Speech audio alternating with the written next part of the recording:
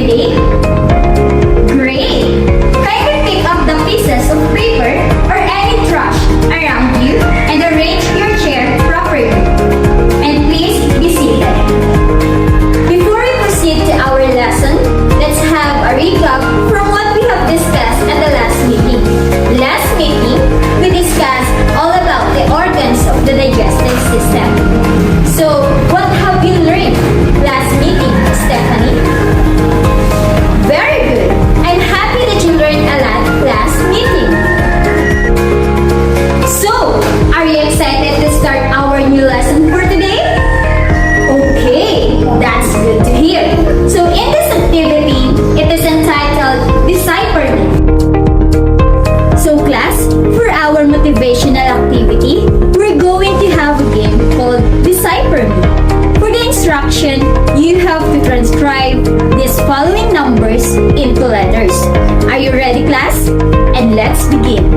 The first item, 7, 9, 14, 7, 9, 22, 9, 20, 9, and 19. Answer, yes, Chrisley? Very good. It is gingivitis. For the second item, 7, 5, 18, 9, 15, 4, 15, 14, 20, 9, 20, 9, and 19. Answer, yes, Jerome? Very good. It is periodontitis. For the third item, 5, 1, 12, 13, 15, 5, 12, 12, 15, 19, 9, and 19. Yes, Samantha. Very good. It is salmonellosis. For the fourth item, 5, 19, 15, 16, 8, 1, 7, 9, 20, 9, and 19. Answer, yes, JD? Yes, excellent. It is esophagitis. For the last item, 1, 3, 8, 1, 12, 1, 19, 9, and 1. Answer, JV. It is achalasia. Based on our activity, what do you think is our topic for today? Yes, Jonathan? That's correct. Our topic for today is all about the digestive system's diseases and how to prevent, detect, and treat it. Class, are you ready to learn? Before we proceed to our formal discussion, let us know first what our learning objectives are. At the end of the lesson, students should be able to identify the parts of the digestive system and explain their functions in the digestion process. Explain the different diseases that occurs in the digestive system. Perform a role play and how to prevent, detect, and treat the different diseases in the digestive system. So, to start with our new topic, I want you class to watch this short video clip. Observe and analyze this video. You may also take down some important details because after watching it, I will ask several questions. Is that clear? Okay. What have you observed on the video? Yes, Eugene. Very good.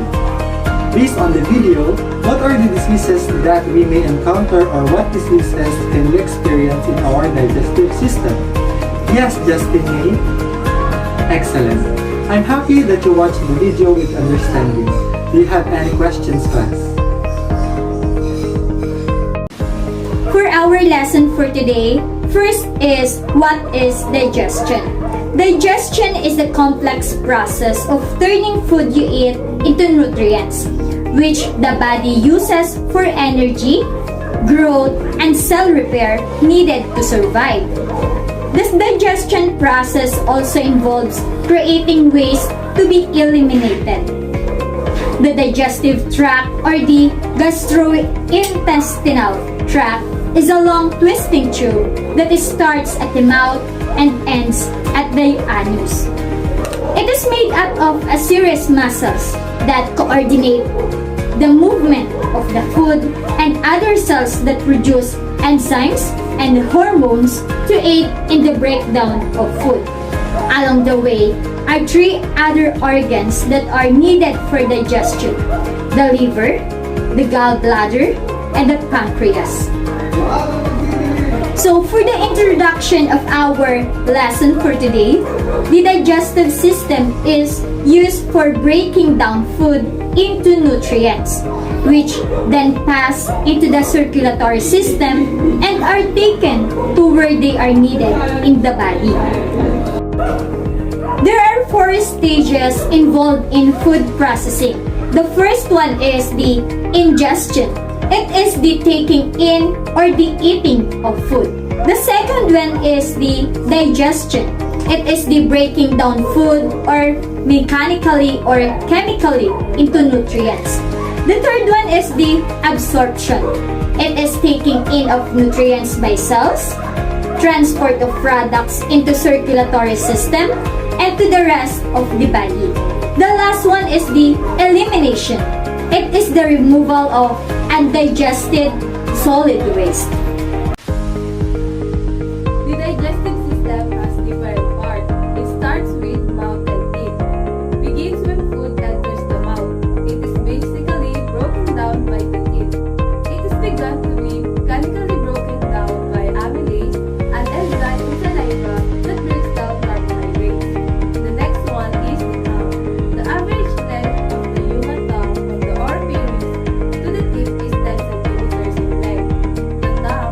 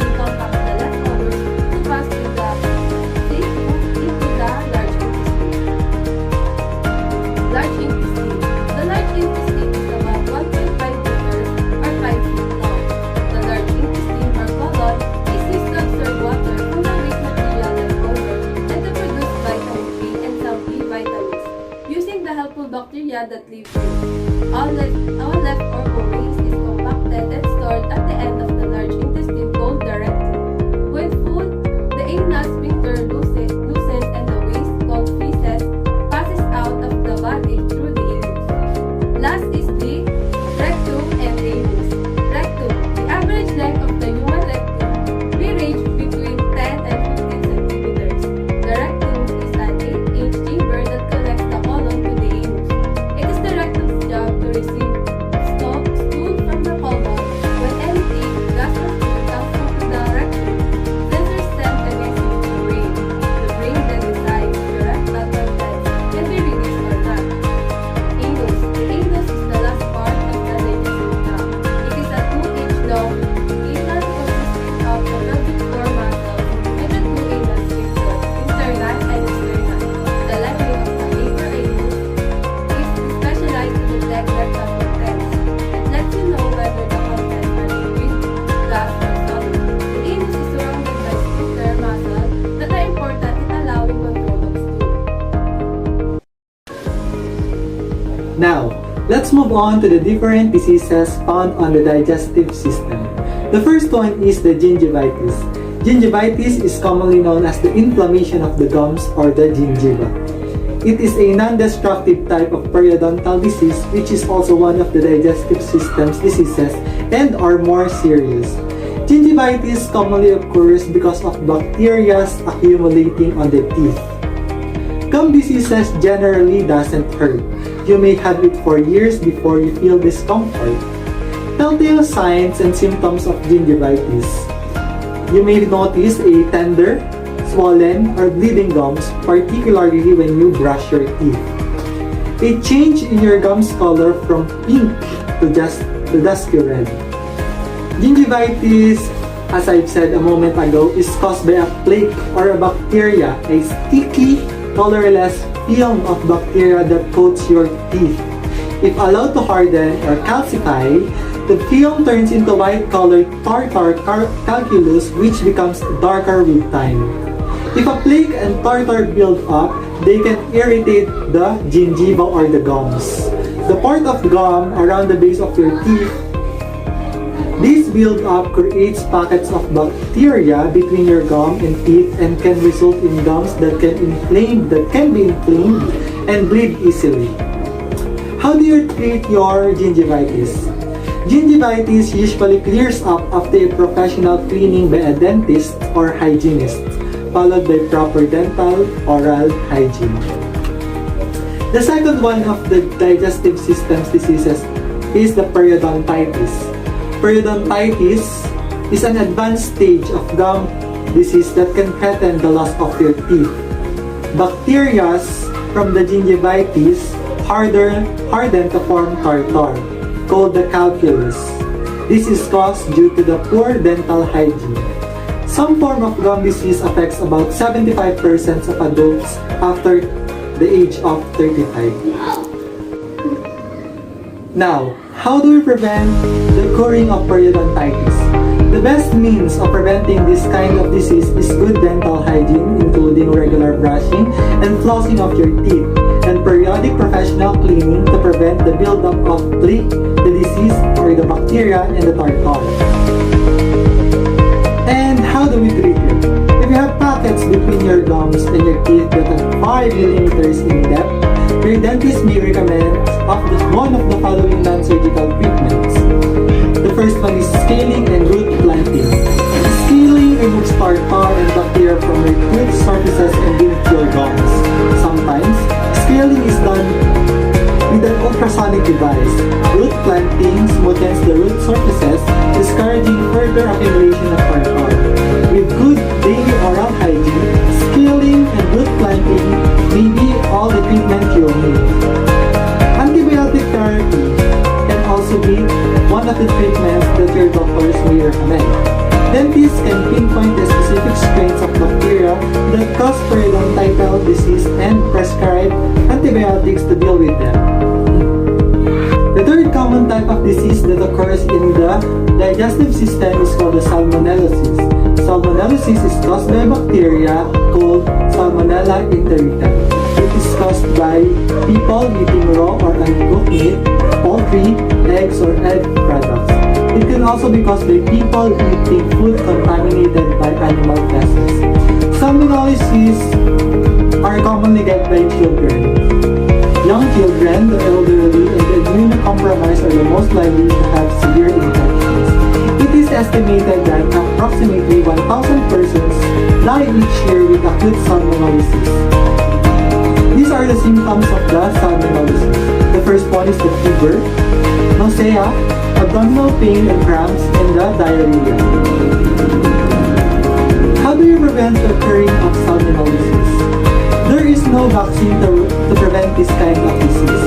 Since foods of animals' origin may be contaminated with salmonella, people should not eat raw or uncooked egg, poultry, or meat. Raw eggs may be unrecognized in some foods such as homemade, hollandaise, sauce, Caesar, and other salad dressings, tiramisu, homemade ice cream, homemade mayonnaise, cookie dough, and frostings.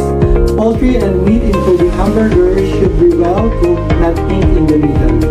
Persons also should not consume raw, unpasteurized milk or other dairy products. Produce should be thoroughly washed before consuming. How do we treat salmonellosis? Antibiotics are not usually necessary unless the infection is spread from the intestines. Then it can be treated with ampicillin, gentamicin, trimethoprim, or sulfamethoxazole or ciprofloxacin. Unfortunately, some salmonella bacteria have become resistant to antibiotics, largely as a result of the use of antibiotics to promote the growth of feed animals. The fourth one is called esophagitis. Esophagitis is caused by acids backing up into the stomach caused by infections. Oral medications like taking of aspirins and anti-inflammatories and allergies. Esophagitis is an inflammation of the esophagus. It may be acute or chronic. The esophagus is the tube that carries food from the mouth to throat to the stomach. Esophagitis can be painful and can make it hard to swallow. How do we treat and prevent the occurring of esophagitis? Number one is do not smoke or use smokeless tobacco. Use antacids such as omeprazole and ranitidine. If esophagitis is caused by an infection, you may need to take antibiotics or other medicines to treat the infections. If esophagitis is caused by a food allergy, provide corticosteroids. The fifth and the last one is the achalasia. Achalasia occurs when nerve in the esophagus becomes damaged. Achalasia is a disorder of the esophagus, the tube that carries food from the mouth to the stomach. This condition affects the ability of the esophagus to move food into the stomach. A condition in which the muscle of the lower part of the esophagus fail to relax, preventing food from passing into the stomach. What are the causes of achalasia? One cause is that normal muscle activity of the esophagus is reduced. Another is that damage to the nerves of the esophagus. And how do we treat the achalasia? The goal of treatment is to reduce the pressure at the lower esophageal sphincter. Injection with Botox. This may help relax the sphincter muscles. Medications such as long-acting nitrates or calcium channel blockers. These drugs can be used to relax the lower esophageal sphincter. Another one is through the use of surgery called the esophagomyotomy. This procedure may be needed to decrease the pressure in the lower sphincter. Another one is through widening or the dilation. Widening of the esophagus at the location of the larynx. This is done during esophageal gastroduodenoscopies. Now, I am going to divide you into groups. You're going to perform a role play regarding the different diseases that occur in the digestive system. Your role play shall include the treatment, prevention, and detection of the disease. You will be guided by the following rubrics. For the category, accuracy of information presented, imagination and creativity, speaking with conviction, and the presentation. Now, for your last activity, I want you to draw and label the parts of the digestive system. Okay, class. Did you understand our lesson for today? Please stand up. That's all for today. Goodbye, class. See you all next meeting.